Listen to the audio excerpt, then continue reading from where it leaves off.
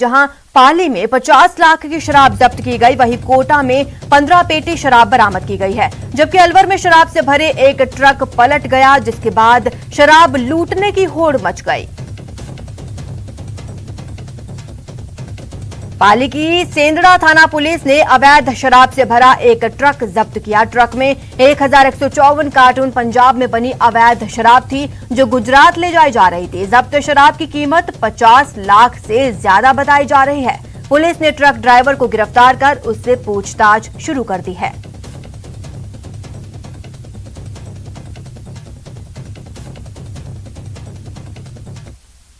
तो वहीं कोटा के नयापुरा पुलिस ने एक शराब तस्कर को 15 पेटी शराब के साथ गिरफ्तार किया। ये लॉकडाउन के दौरान कार में शराब की पेटियां भरकर बेचने के लिए जा रहा था। नयापुरा डीएसपी भगवंत सिंह ने बताया कि सूचना पर भीमगंज मंडी पुलिस ने आरोपी को माला रोड पर आर्मी स्कूल के पास धर दबोचा। ये सूचना मिली थी कि भीमगंज मंडी क्षेत्र से शराब की पेटियां 15 पेटियां उसमें थी और वो इधर माला रोड के ऊपर कोई अवैध रूप से बेचने के फिराक में था वो। तो सूचना मिल गई थी टाइम से, तो उसको आर्मी स्कूल के पास में जो है इन्होंने पकड़ा और उसके खिलाफ आबकारी एक्ट में जो है वो उसको गिरफ्तार किया और शराब की पेटियां और गाड़ी जब्त कर ली। वहीं अलवर के मत्स्य उद्योग नगर स्थित विंटेज वाइन इंडस्ट्री से एक ट्रक शराब भरकर बीती रात रवाना हुआ। ये ट्रक मालाखेड़ा सड़क पर देर रात को संतुलन के बिगड़ जाने से पलट गया, जिसकी सूचना मालाखेड़ा थाना पुलिस ने क्रेन मंगाकर ट्रक को सीधा किया और थाना मालाखेड़ा लेकर आए।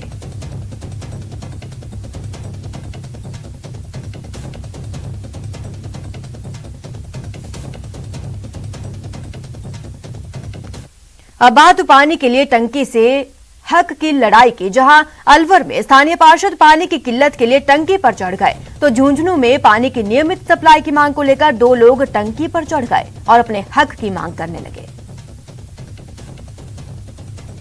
बात अलवर शहर की है, जहां पानी की किल्लत लगातार बढ़ती जा रही है। लोगों को पीने के लिए पानी नहीं मिलने से पार्षदों को खरी खोटी सुनाई जाती है। बार बार शिकायत के बावजूद जलदाय विभाग पानी की समस्या का कोई हल नहीं ढूंढ पा रहा।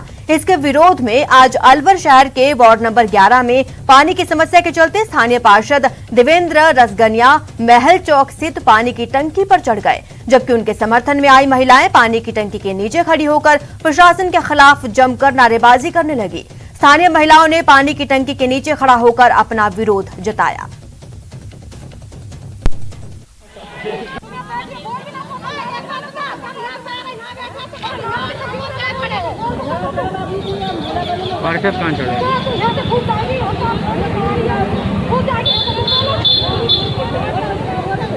वहीं टंकी के नीचे उनके समर्थन में आई महिलाएं जमकर नारेबाजी कर रही हैं, प्रशासन के खिलाफ अपना गुस्सा जाहिर कर रही हैं। बात है पानी की किल्लत की। लगातार प्रशासन से शिकायत की गई, लेकिन किसी ने कोई सूत नहीं ली, जिसके बाद पार्षद पानी की टंकी के ऊपर चढ़ गए और वहां से अपनी बात रखने की कोशिश की। झुंझुनू के चिड़ावा में ओजूट में पानी की नियमित सप्लाई की मांग को लेकर 2 लोग टंकी पर चढ़ गए। फिलहाल एएन विजय कल्याण मौके पर मौजूद रहे और दोनों लोगों को समझाने की कोशिश करते रहे। टंकी पर चढ़े राजकुमार मेघवाल और सत्यवीर डांगी का ये आरोप है कि कुआं की मोटर बार बार खराब हो जाती है, जिससे इलाके में पानी की सप्लाई नहीं हो पाती और लोगों को तमाम परेशानियों का सामना करना पड़ता है। तो देखो आवाज को तो आने को मतलब भी को समस्या बताएगी थे उन्हें समस्या बताएगी कि पानी की समस्या है भाई। समस्या एक बार रोजीना पास भी नहीं आ रहे, पास बाद में नहीं आ रहे। अधिकारी का आने का तो काम है। गांव के अंदर 10 कुएं आज के दिन सूख चुके हैं। तो अभी मौका पे कौन कौन आया हो? मौका पे कोई नहीं आ रहा। जल्दी में आकर कोई कर्मचारी नहीं आएगा, क्योंकि उनको तो यात्री डर लगता है। ये यहाँ पे जलदाय विभाग के 2 कुएं हैं, जिनमें एक कुआं चलता है, दूसरे की भी मोटर रखी जाती है, तो वो 12 घंटे के बाद में दोबारा जल जाती है। बार बार ये परेशानी लगातार 3 महीने से आ रही है। इनको फोन जब किया जाता है तो फोन नहीं उठाते हैं। ये बोलते हैं कि आज समाधान हो जाएगा, 3 घंटे में हो जाएगा। 2-5 दिन बाद में दोबारा मोटर रखी जाती है, वो भी 12-15 घंटे बाद में जल जाती है। ऐसा निरंतर चल रहा है, कोई सुनवाई नहीं हो रही है कहीं पर भी। कोटा में लॉकडाउन के दौरान आज टिपटा क्षेत्र में बीजेपी के पूर्व पार्षद और पुलिसकर्मी के बीच जमकर कहासुनी हो गई। पूर्व पार्षद सत्तू बलिता ने जहां पुलिसकर्मी पर अभद्र व्यवहार करने का आरोप लगाया, वहीं पुलिसकर्मियों ने पूर्व पार्षद पर बदतमीजी करने का आरोप लगाया। ये वीडियो वायरल हो रहा है, जिसमें नजर आ रहा है कि काफी देर हुए हंगामे के बाद पुलिस अधिकारियों ने मौके पर पहुंचकर मामला शांत हुआ। सोशल मीडिया पर यह वीडियो जमकर वायरल हो रहा है।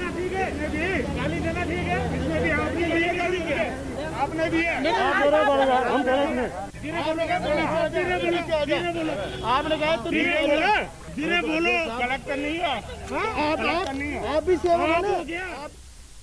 कोरोना से लड़ाई के लिए मास्क और सोशल डिस्टेंसिंग को सबसे बड़ा हथियार बोला जा रहा है, लेकिन आज हम आपको ऐसी तस्वीर दिखाएंगे जिसे देखने के बाद आप भी यही सोचेंगे कि हम कोरोना को हराएंगे या कोरोना हम पर भारी पड़ रहा है। पहले आप तस्वीरें देखिए। तस्वीरें डूंगरपुर जिले के सांगवाड़ा की हैं। यहाँ एक निजी कंपनी कोरोना गाइडलाइन की खुलेआम धज्जियां उड़ा रही है, लेकिन कार्रवाई के नाम पर केवल खानापूर्ति की जा रही है।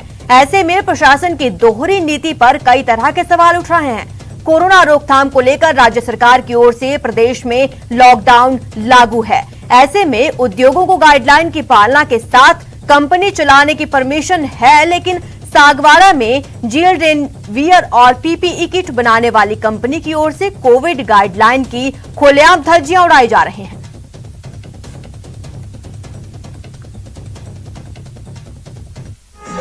सांगवाड़ा जील रेनवेयर की कंपनी की गाड़ियां जो शाम को महिलाओं को लेकर उनके निवास पर छोड़ने जाती है, उसमें 7-8 गाड़ी चलती है। उसमें से एक गाड़ी में आज गोलसराय पर रोकी गई हमारे डीओ द्वारा।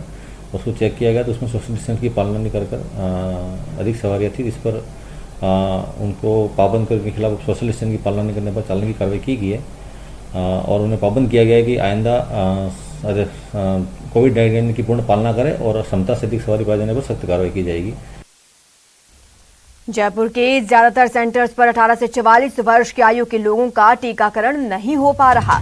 वैक्सीनेशन के लिए पहुंचे युवा टीके के लिए भटकते हुए नजर आए। वहीं दूसरी ओर 45 साल से अधिक आयु के लोगों की भी शिकायत कुछ इस तरह की ही है।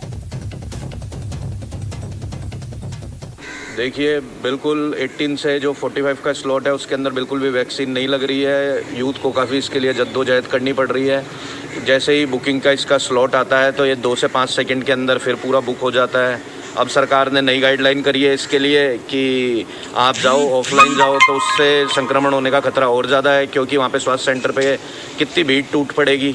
तो कर्फ्यू तो बिल्कुल बेअसर हो गया वहाँ पे, तो उससे तो बहुत ज़्यादा संक्रमण का खतरा है। स्लॉट आ भी जाते हैं, दिख भी जाते हैं, बुक करने पे जाता हूँ, वहाँ पे बुक भी हो जाता हूँ स्लॉट सेलेक्ट करने और बोलता है कि वैक्सीनेशन फुल हो चुका है, वैक्सीन सेंटर फुल हो चुका है। कितने भी कोशिश कर लो आपको ऑनलाइन स्लॉट नहीं मिल पाएंगे। जिन लोगों को मिल पा रहे हैं उनकी बहुत किस्मत है कि उनको वैक्सीन लग पा रही है। और अभी इतना सब सहने का और इतना मेहनत करने का भी अब सरकार बोलती है कि जाके आप सेंटर्स पर जाकर रजिस्ट्रेशन कराइए, वहाँ पे लगवाइए। तो मेरी नज़र में ये चीज़ सही नहीं है जी। जनता बहुत परेशान हो रही है। हम पहले ऑनलाइन स्लॉट्स के लिए जद्दोजहद कर रहे थे, 5-5, 6-6 सेकंड्स के अंदर स्लॉट्स जा रहे थे, और अब ये बोल रहे हैं कि ऑफलाइन जाके आप ऑफिस में जाके रजिस्ट्रेशन करवाइए।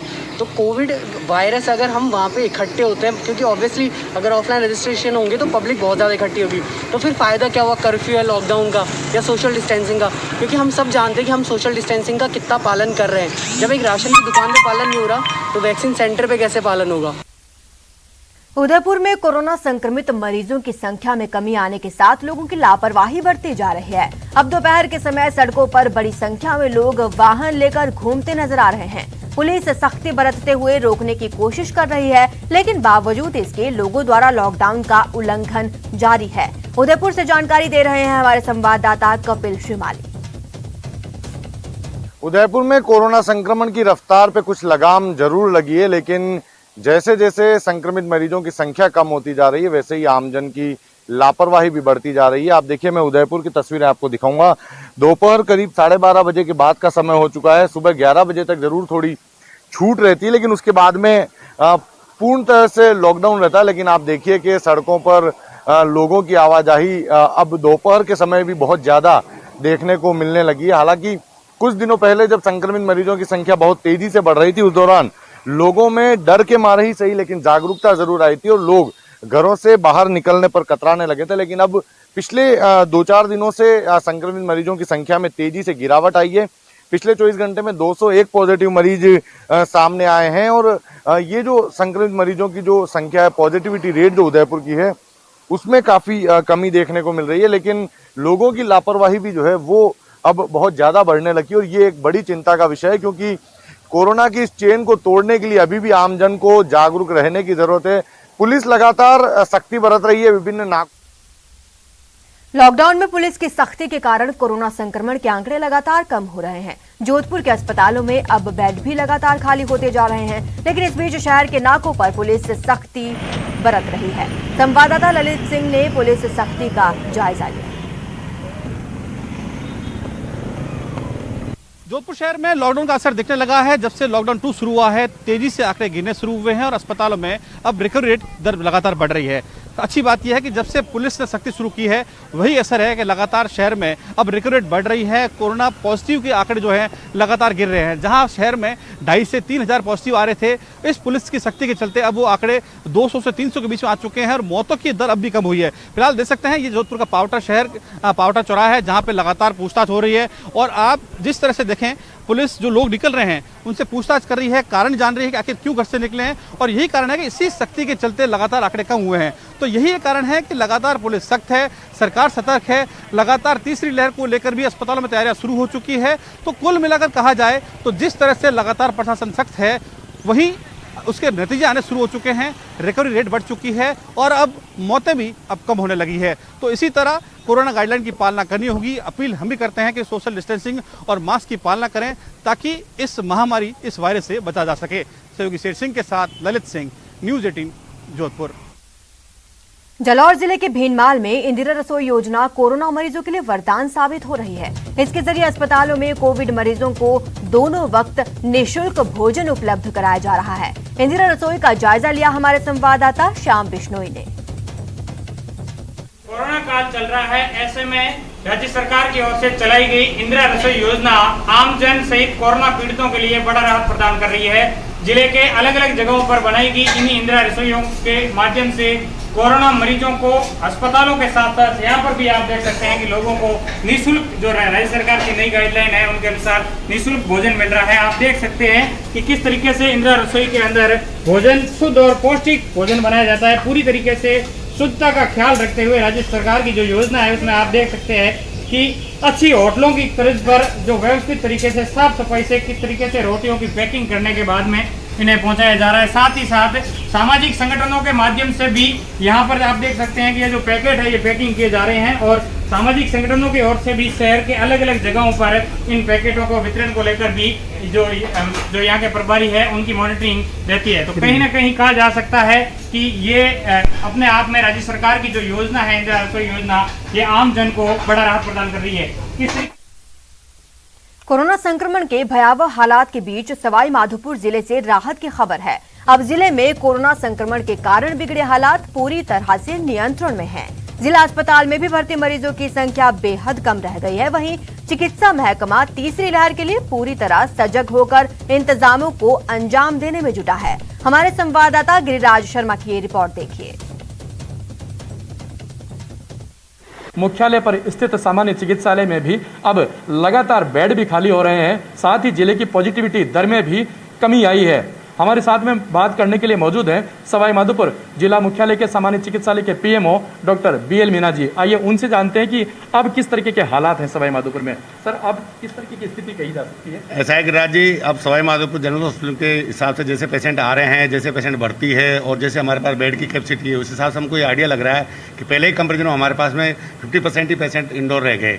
पहले हमारे पास एक स्थिति ऐसी, जब हमारे पास 148 पेशेंट ऑक्सीजनेटेड पेशेंट वो थे, वार्ड बेड्स थे, उसमें से हमारे पास कोई दिन तो ऐसी पोजीशन आ जाती थी कि हमको एक्स्ट्रा में लेके और साइड में गैलरी में या उस पर लेके हमको पलंग देना पड़ता था और उस पर हमको ऑक्सीजन सिलेंडर से ऑक्सीजन देनी पड़ती थी। लेकिन आज की स्थिति ये है कि हमारे 52 पेशेंट ही, टोटल 52 पेशेंट, 148 में से मात्र 52 पेशेंट ही ऑक्सीजन पे है और करीब 11 पेशेंट जो कि है तो ऑक्सीजनेटेड बेड पे, लेकिन वो ऑक्सीजन पे नहीं है। और अभी आज की तारीख में हमारे पास 85 बेड ऑक्सीजन के खाली हैं जो। और इस आज की स्थिति में हमको जिस टाइम पे ये जब पीक पे था कोरोना, उस टाइम पे हमारे पास ऑक्सीजन की भी थोड़ी सी कमी आई थी बीच में कुछ टाइम के।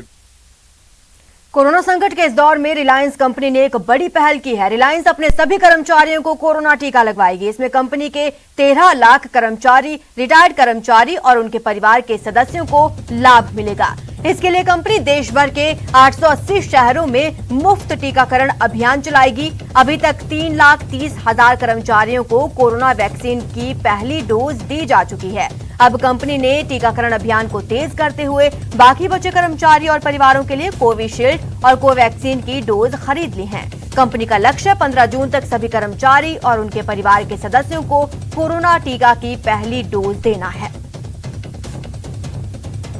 अपने कर्मचारियों को कोरोना टीका देगा रिलायंस। कंपनी के 13 लाख कर्मचारियों को टीका देने की तैयारी है। कर्मचारियों के साथ उनके परिवार के सदस्यों को भी लाभ मिलेगा। देश भर के 880 शहरों में मुफ्त टीकाकरण चलाएगी रिलायंस कंपनी। कंपनी के रिटायर्ड कर्मियों और उनके परिजनों को भी इसका लाभ दिया जाएगा। कंपनी के 3,30,000 कर्मियों को पहले ही पहली डोज लग चुकी है। अब 15 जून तक कोरोना वैक्सीन की पहली डोज बाकी बचे कर्मचारियों को भी दे दी जाएगी, जिसके लिए कोविशील्ड और कोवैक्सीन की डोज कंपनी ने खरीद ली हैं। बड़े शहरों और राजधानियों में अगले सप्ताह से टीकाकरण शुरू कर दिया जाएगा। इसके लिए कोविन प्लेटफॉर्म पर रजिस्ट्रेशन करना होगा। साथ ही जियो हेल्थ हब पर जाकर आप केंद्र का चयन कर सकते हैं। महामारी में कंपनी के कर्मचारियों को सुरक्षित रखने की ये बड़ी पहल।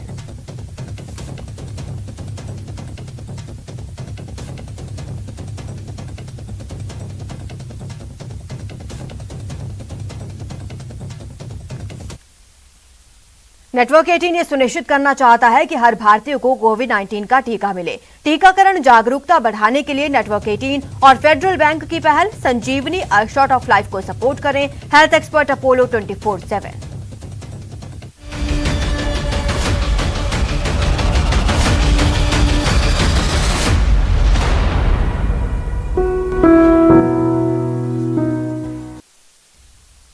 यहां रुकते हैं एक छोटे से ब्रेक के लिए। ब्रेक के बाद बात करेंगे झोला छाप डॉक्टर्स के फैले हुए जाल की।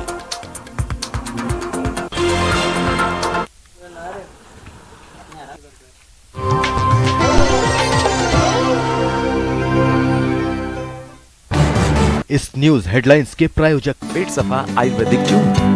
पेट सफा हर रोग दफा।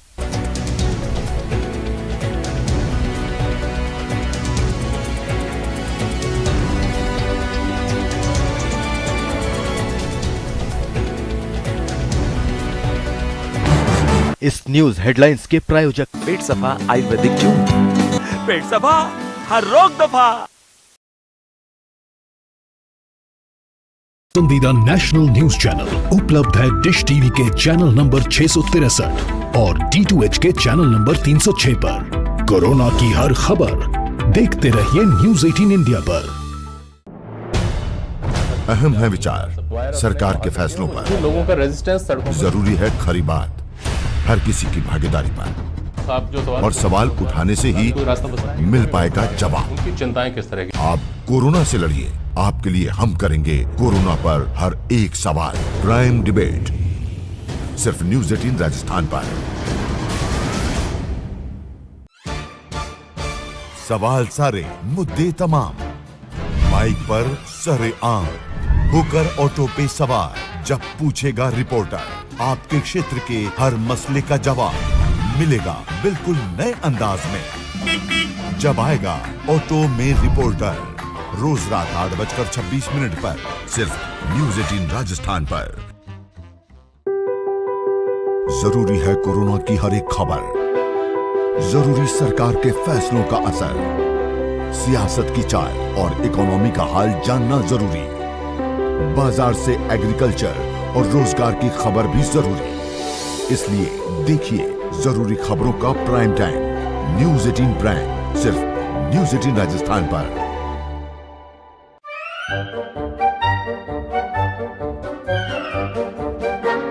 अखबार हुआ ठप, आउटडोर हुआ बेकार, टीवी ही दे रहा है विज्ञापन को तेज रफ्तार। करोड़ों दर्शकों तक न्यूज 18 पहुंचाएगा आपका ऐड। न्यूज 18 की टीम दमदार बनाएगी आपका ऐड शानदार। जल्दी कीजिए, कहीं छूट ना जाए ये सुनहरा मौका। हमें मेल करके उठा लीजिए बड़ा फायदा। ये स्पेशल ऑफर है अगले 15 दिनों तक। साथ ही मिलेगा हमारी वेबसाइट पर प्रमोशन। आज ही मेल करें @sales@nw18.com पर। न्यूज 18 इंडिया आपका पसंदीदा नेशनल न्यूज चैनल उपलब्ध है टाटा स्काई के चैनल नंबर 519 और एयरटेल के चैनल नंबर 318 पर। कोरोना की हर खबर देखते रहिए न्यूज 18 इंडिया पर। भैया राम राम नमस्कार। बाहर ना जाना। जैसलमेर जिले में नौतपा का असर दिखाई देने लगा है। लू का थपेड़ों के कारण लोगों का घरों से निकलना मुश्किल हो गया है। सड़कों पर भी सन्नाटा पसरा रहता है। शहर के साथ ग्रामीण इलाकों में गर्मी का असर दिखाई दे रहा है। नौतपा के दौरान भी शहर के विभिन्न चौराहों पर पुलिस के जवान और अधिकारी मुस्तैद हैं और अपनी ड्यूटी निभा रहे हैं।